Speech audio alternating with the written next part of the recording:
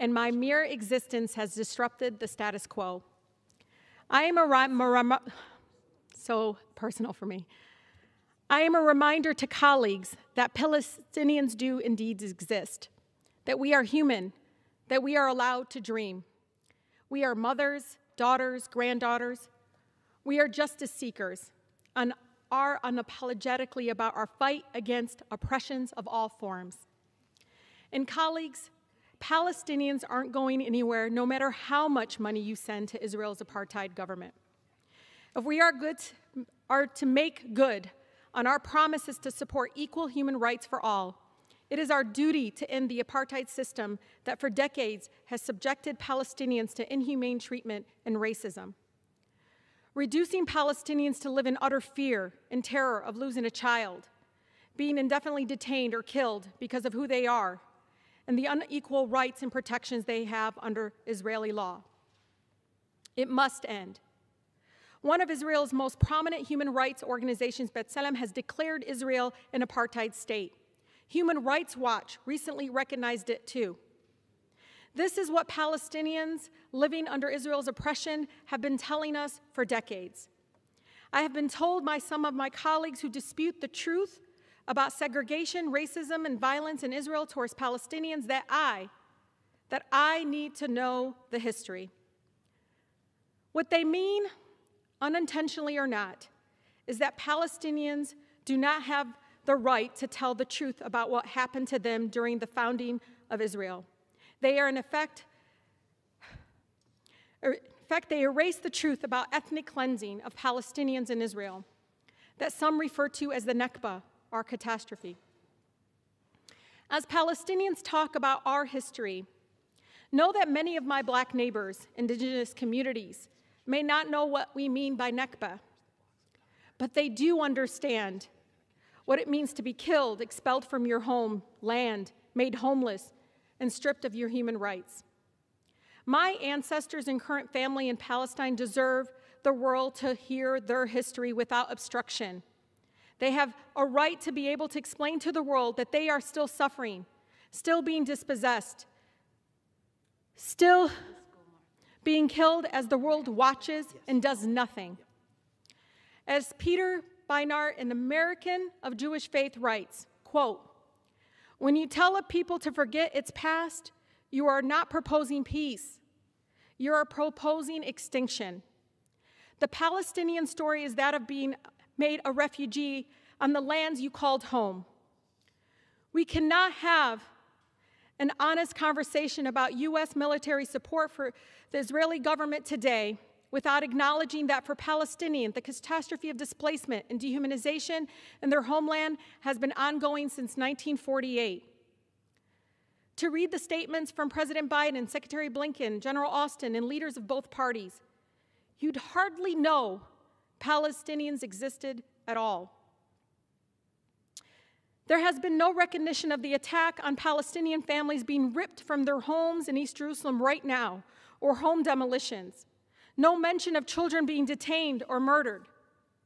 No recognition of a sustained campaign of harassment and terror by Israeli police against worshipers, kneeling down and praying and celebrating their holiest days in one of their holiest places.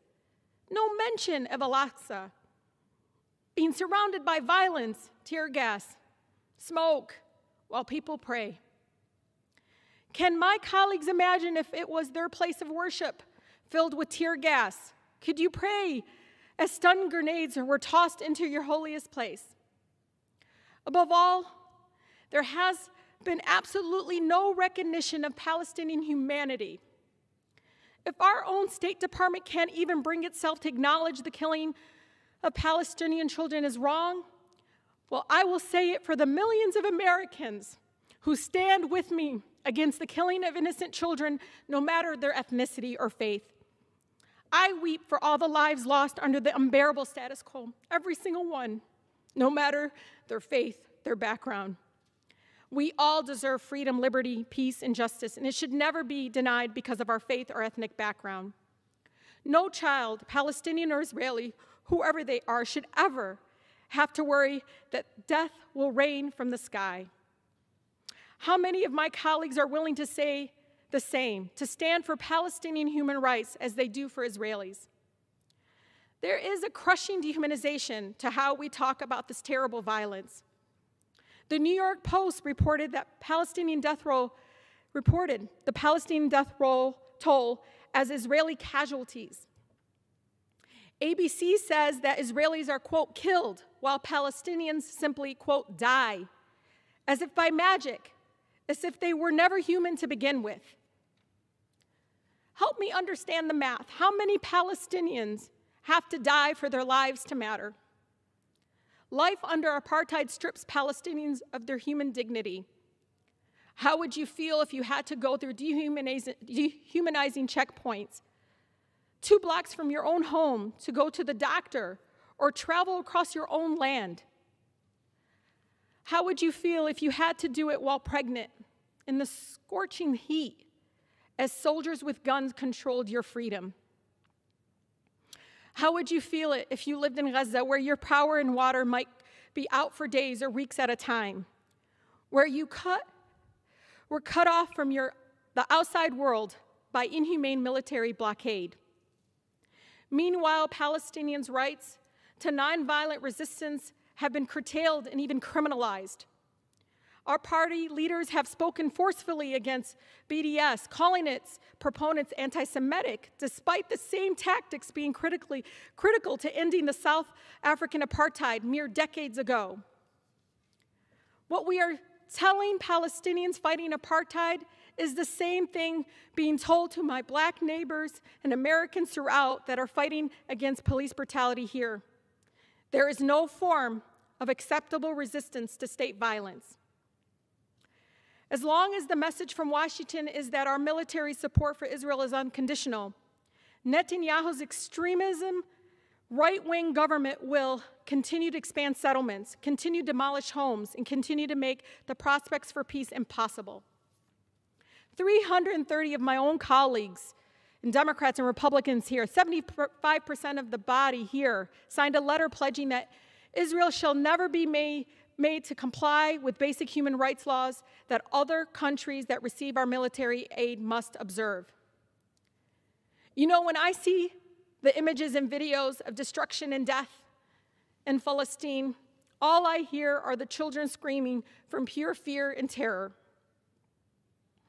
I want to read something a mother named Iman in Gaza wrote 2 days ago.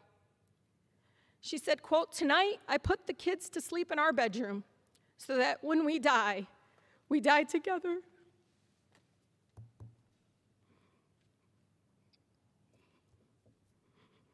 And no one would live to mourn the loss of another one." The statement broke me a little more because of my country's policies and funding will deny this mother's right to see children live, her own children live without fear and to grow old without painful trauma and violence. We must condition aid to Israel on compliance with international human rights and end the apartheid. We must, with no hesitation, demand that our country recognize the unconditional support of Israel has enabled the erasure of Palestinian life and the denial of the rights of millions of refugees and emboldens the apartheid policies that Human Rights Watch has detailed thoroughly in their recent report.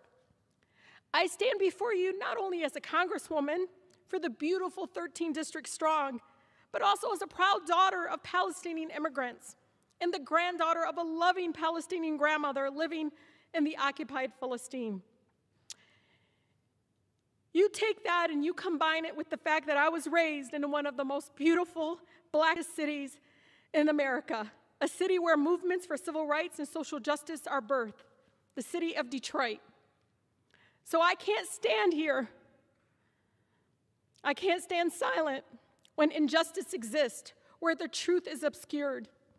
If there's one thing Detroit instilled in this Palestinian girl from Southwest, it's you always speak truth to power even if your voice shakes. The freedom of Palestinians is connected to the fight against oppression all over the world. Lastly, to my city in Palestine, Ashanik, Anawakif Hannah, I stand here because of you. Thank you.